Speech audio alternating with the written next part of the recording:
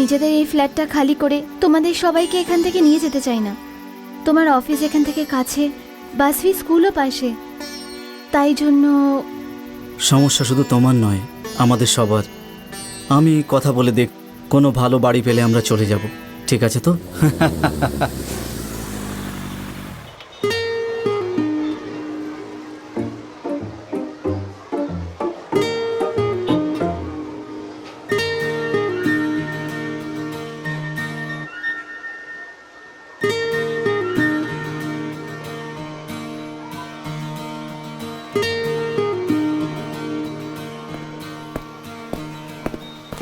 এই সবাই এদিকে আয়। ডিসিশন নাম্বার 1, এই গণেশ চতুর্থীতে একটা বড় গণেশ পুজো হবে। ডিসিশন নাম্বার 2, গণেশ আর দিব্যাকে এক আমাদেরকেই করতে হবে।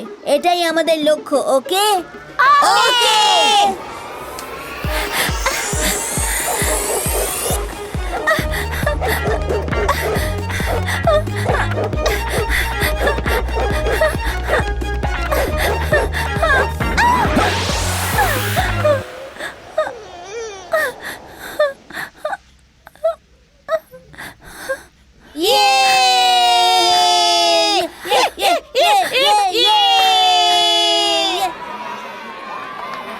পুজো খুব ভালো হয়েছে, সেক্রেটারি খুব ভালো করে অর্গানাইজ করেছে।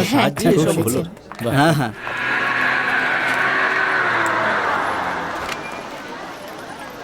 অর্জুন বাবু, আজই আপনি চলে যাচ্ছেন? আমরা দাদা, তো আপনার জিনিসপত্র লোড করে দিয়েছি। গণেশ, তুমি ফ্ল্যাটটা খালি করে দিচ্ছ? হ্যাঁ আঙ্কেল, আমার এখানে থাকতে ওনার অসুবিধে হচ্ছে। ওনাদের নিজেদের ফ্ল্যাট, তার উপর 10 বছরের পুরনো। এবার ছেড়ে দিলে আবার নতুন লোক, নতুন জায়গা, মানিয়ে নেওয়াটা মুশকিল। কিন্তু কোনো ব্যাপার না, আমার তো ছোটবেলা থেকেই নতুন নতুন মানুষদের সাথে নতুন নতুন জায়গায় থাকার অভ্যেস হয়েছে, তাই আমি ছেড়ে চলে যাচ্ছি।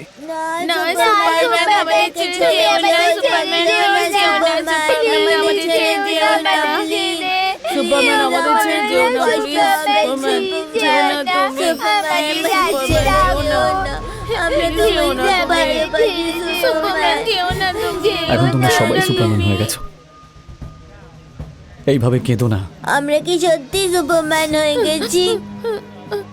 যে কখনো 5 মার্কস পায়নি, সে 72% মার্কস পেয়েছে, তাই তুমি হলে সুপারম্যান। তুমি সবার পরে স্কুলে যেতে, এখন তুমি সবার আগে গিয়ে স্কুলের বাসে উঠে পড়ো, তাই তুমি হলে সুপার ওম্যান, ওয়ার্ল্ডের প্রথম সুপার ওম্যান। যে সবসময় মিথ্যে কথা বলে, সে এখন সব সত্যি কথা বলে, তাই তুমি হলে সুপারম্যান। তুমি সুপারম্যান, তুমি সুপারম্যান, তুমি সুপারম্যান।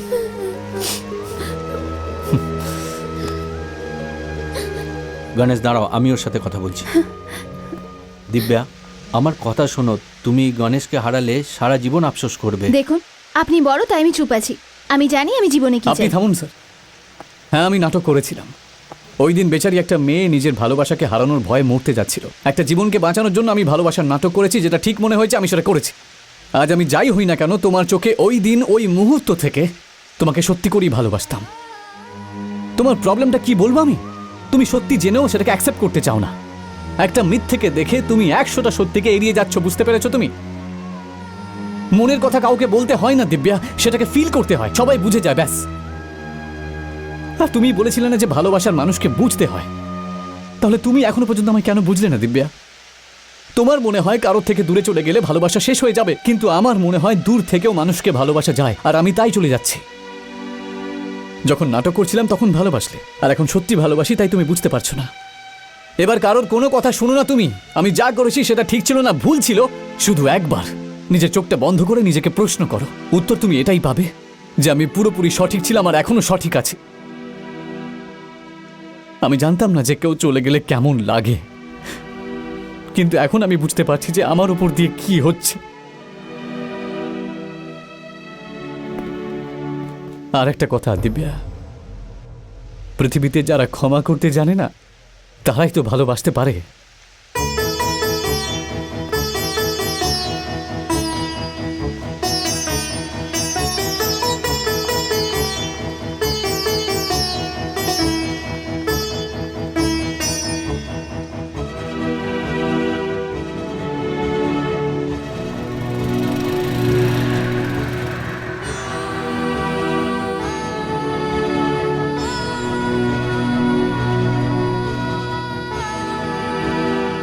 একবার নিজের চোখটা বন্ধ করে নিজেকে প্রশ্ন করো, তাহলেই উত্তর পেয়ে যাবে যে আমি আগেও ঠিক ছিলাম আর এখনো ঠিক আছি।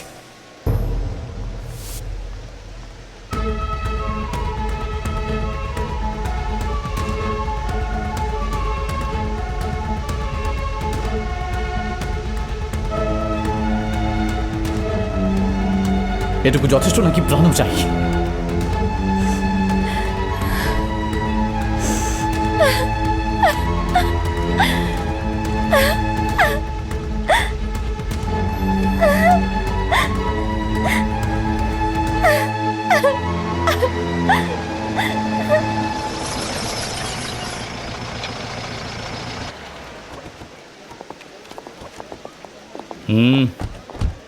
দাদা, এই সেই মেয়ে। তুই আমাদের নামে কমপ্লেন করেছিলি না? শুধু ছুতেই বললি যে আমাদের লোকরা ওকে মেরেছে। কোথায় ও? তোর সাথে ওর কিসের সম্পর্ক? চল বল। এই মুখ সামলে কথা বল। এই, তুই চুপ কর। কিসের সম্পর্ক?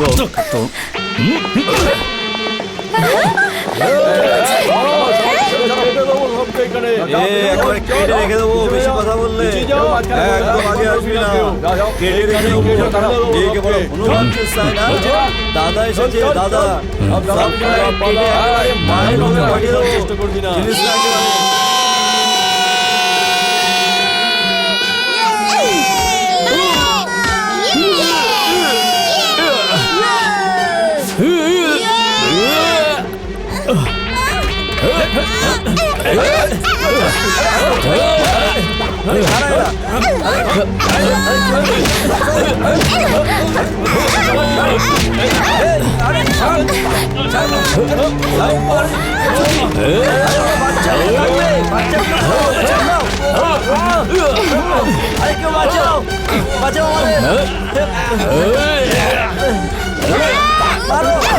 সবাইকে বের কর। একটাকেও ছাড়বি না। এক একটাকে ধরে নাও।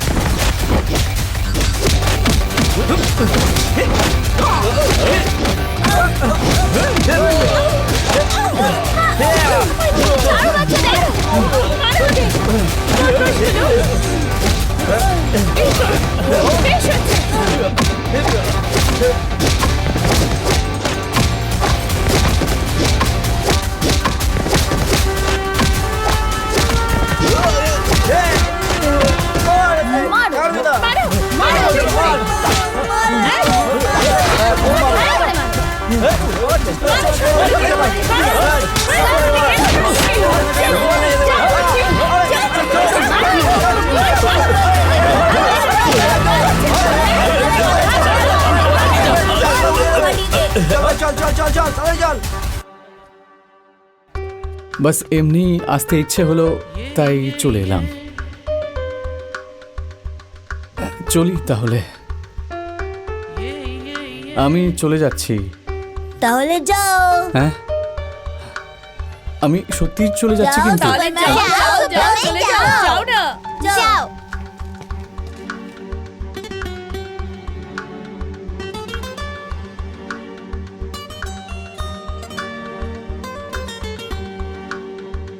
আরে আমি সত্যিই চলে যাচ্ছি। আরে যাও, যাও,